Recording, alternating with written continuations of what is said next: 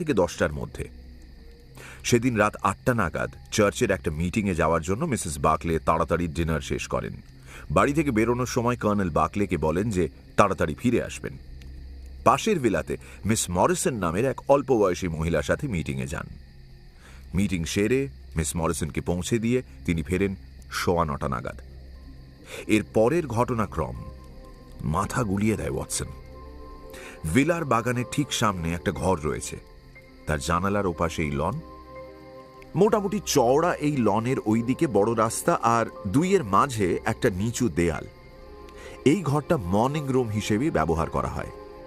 সেদিন মিটিং থেকে ফিরে মিসেস বাকলে এই ঘরে এসে ঢোকেন। ঘরের পর্দা তখন সরানোই ছিল। মিসেস বাকলে ল্যাম্প জেলে বেল বাজিয়ে পরিচারিকা জেন স্টুয়ার্টকে বলেন এক কাপ চা বানাতে। স্ত্রী ফিরে এসেছে বুঝতে পেরে কর্নেল বাকলে এই ঘরে আসেন। বাড়ির কোচওয়ান তাকে হল ঘর পেরিয়ে মর্নিং রুমে যেতে দেখে। এরপর আর তাকে জীবিত অবস্থায় দেখা যায়নি। বলো কি হোমস, এই যে রহস্যের গোলক ধাঁধা? গোলক ধাঁধা বলে গোলক ধাঁধা, প্রতিটা রাস্তা এখানে জট পাকিয়ে রয়েছে। তোমায় কদ্দূর বললাম? ওই যে মিসেস বাকলে বেল বাজিয়ে চায়ের ফরমাশ করেন। হ্যাঁ, চায়ের ফরমাইশ। সচরাচর ওই সময় তিনি চা খেতেন না, কিন্তু মালকিনের হুকুম বলে কথা। পরিচারিকা চা করে নিয়ে আসে, কিন্তু ঘরের দরজার সামনে এসে থমকে দাঁড়ায়। কেন?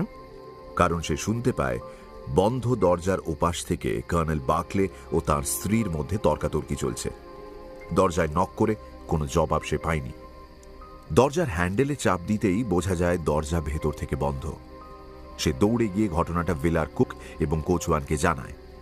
তারপর তারা তিনজন সেই বন্ধ দরজার সামনে এসে দাঁড়িয়ে শোনে ঝগড়া তখনও চলছে। কর্নেল বাকলে নিচু গলায় কথা বলছিলেন, তাই বাইরে থেকে শোনা যাচ্ছিল না, কিন্তু মিসেস বাকলে রাগের চোটে প্রায় উন্মাদের মতো চিৎকার করছিলেন। তিনজনেই শোনে মিসেস বাকলে প্রবল রাগে ফেটে পড়ে বলছেন, তুমি একটা কাপুরুষ, বুঝলে? তুমি একটা আস্ত কাপুরুষ।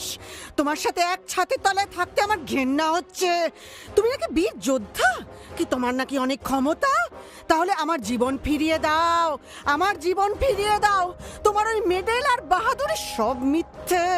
আমি আসলে একটা কাপুরুষ, ঘৃণ্য কাপুরুষ।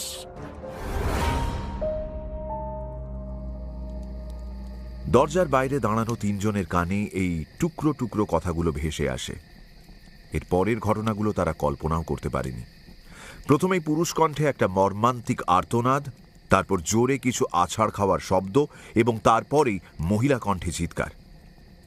বাইরে দাঁড়িয়ে থাকা তিনজনেই বুঝতে পারে কিছু একটা বিপত্তি ঘটেছে। কোচওয়ান ছেলেটি সর্বশক্তি দিয়ে দরজা ঠেলে ঢোকার চেষ্টা করে ব্যর্থ হয়। সে তারপর হল ঘর থেকে বেরিয়ে লন লাগোয়া জানালার কাছে পৌঁছয়। গ্রীষ্মকাল বলেই ভাগ্যক্রমে একটা ফ্রেঞ্চ উইন্ডো খোলা ছিল। সেটা দিয়ে ঘরে ঢুকে সে হতভম্ব হয়ে যায়। দেখে একটা কাউচে অজ্ঞান হয়ে পড়ে রয়েছেন মিসেস বাকলে, আর ফায়ার প্লেসের ফ্যান্ডারের সামনে পড়ে রয়েছেন কর্নেল বাকলে। চারপাশ রক্তে ভেসে যাচ্ছে। সেই রক্ত যে কর্নেল বাকলের শরীরের, তা নিয়ে কোনো সন্দেহ নেই। তারপর কি হলো হোমস? কোচওয়ান প্রথমে কর্নেল বাকলের কাছে যায় এবং বোঝে আর কিছুই করার নেই। সে দরজাটা খোলার চেষ্টা করে, কিন্তু অদ্ভুতভাবেই চাবির হদিশ পায় না। শেষমেশ সে আবার ওই ফ্রেঞ্চ উইন্ডো দিয়ে বেরিয়ে লোকলস্কর পুলিশ ডাক্তার নিয়ে আসে। ব্যাপারটা শুনে আমার মনে হচ্ছে যে এই কেসে মিসেস বাকলেই প্রধান সাসপেক্ট। ডাক্তার পুলিশ আসার পর তিনি কি করছিলেন?